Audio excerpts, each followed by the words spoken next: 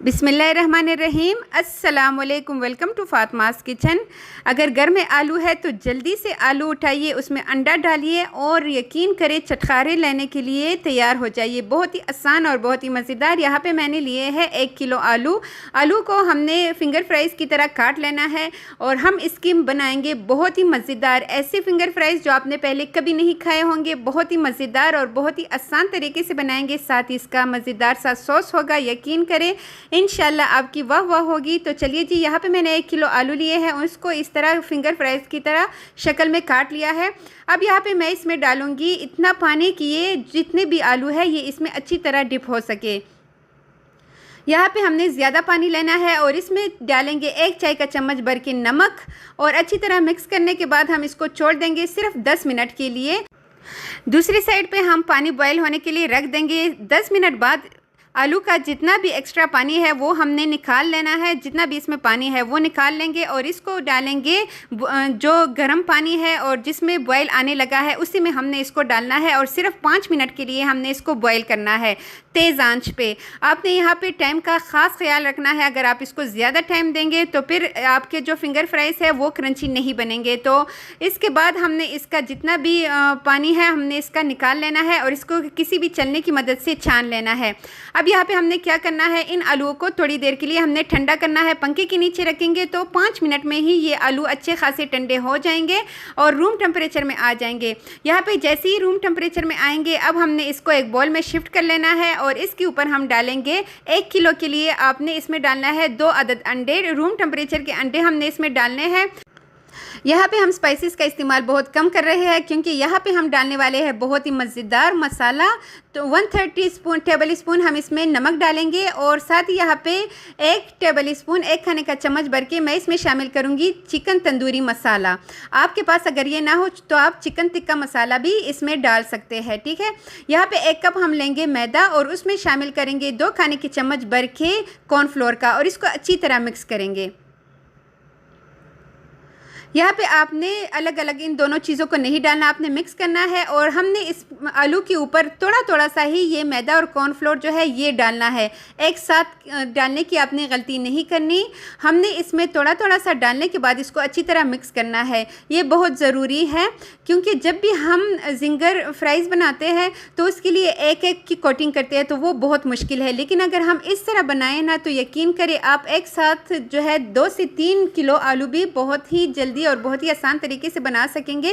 पहले इसमें अंडा था तो इसमें पानी की ज़रूरत नहीं थी, लेकिन जैसे जैसे हम इसमें मैदा ऐड करेंगे ये खुश्क होता जाएगा। तो यहाँ पे हमने ठंडा चिल पानी लेना है, वो बिल्कुल बर्फ़ वाला पानी, और चम्मच की मदद से हमने इसमें थोड़ा थोड़ा सा पानी जितना हमें ज़रूरत होगी उसी हिसाब से अपने पानी डालना है, बिल्कुल हल्का हल्का सा। हमने बस इसको इतना करना है कि इसको हमने अच्छी तरह मिक्स करने के लिए ये देखिए जी 4 टेबल स्पून यहाँ पे मैं ठंडा यख पानी डाल रही हूँ।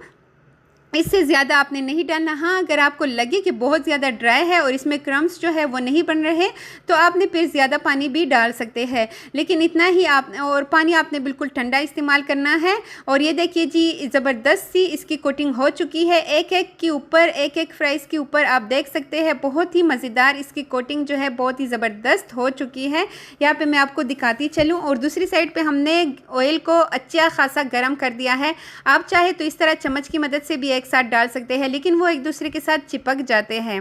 तो मैं आपको मशवरा दूंगी कि आपने हाथ की मदद से हाथ में ढेर सारा उठाना है और इस तरह एक एक करते हुए इसमें डालते जाना है। यहाँ पे आपने फ्लेम को हाई ही रखना है वरना इसका जो क्रंच है वो ख़त्म हो जाएगा। और जब आपको लगे, मैं आपको बाद में दिखाती हूँ, तब आपने आंच को थोड़ा सा मीडियम कर देना है। लेकिन इस पॉइंट पे जब आप इसमें फिंगर फ्राइज़ डालने लगे तो आपने आंच को बिल्कुल हाई कर देना है और तेज़ गरम होना चाहिए ये ऑयल। और आप देख सकते हैं मैंने एक साथ कितना ज़्यादा इसमें डाला है।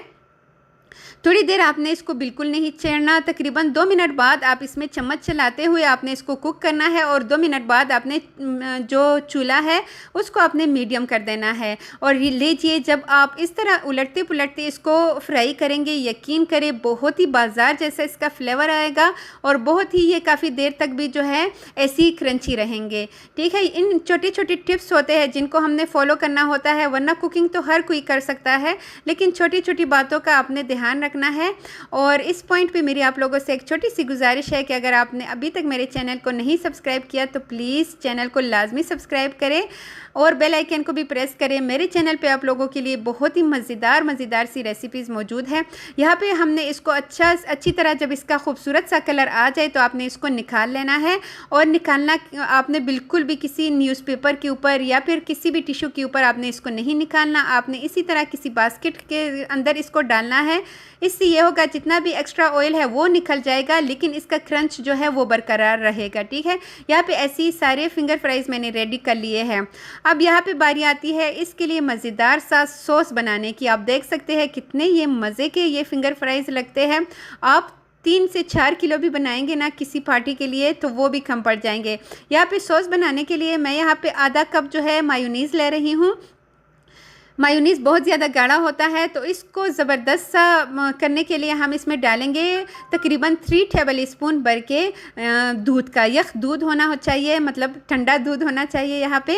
और आपने इसको अच्छी तरह मिक्स कर लेना है और ये बिल्कुल भी पतला नहीं होगा। मैं अभी आपको इसकी कंसिस्टेंसी दिखाती हूँ। ये देखिए जी कितना ये क्रीमी सा, कितना ये मज़े का लग रहा है। अब यहाँ पर हम इसमें शामिल करेंगे चिल्ली गार्लिक पेस्ट, मतलब कि केचप। अगर आपके पास ना हो तो आप दूसरा केचप भी डाल सकते हैं। और साथ ही चुटकी भर काली मिर्च का पाउडर और चुटकी भर ही यहाँ पे मैंने नमक शामिल किया है। और इसको फ्लेवर देने के लिए हम यहाँ पे डालेंगे ओरिगेनो मैंने बस थोड़ा सा ही आधा चाय का चम्मच के बराबर मैंने इसमें डाला है। इसको अच्छी तरह मिक्स करेंगे और यकीन करिए ये सॉस इतने मज़े का बनेगा कि आप किसी भी फास्ट फूड के लिए इसको बनाएंगे तो आप इसको के बस दीवाने हो जाएंगे। और इसके ऊपर अब हमने क्या करना है, मेरे पास मेरा होममेड चाट मसाला है, आप किसी भी ब्रांड का यूज़ कर सकते हैं। इसके ऊपर हम डालेंगे और इसके ऊपर आपने लाजमी चाट मसाला डालना है। अगर आपको चाट मसाले की रेसिपी चाहिए तो मैं उसका लिंक जो है डिस्क्रिप्शन में दे रही हूँ, आप वहाँ से वॉच कर सकते हैं।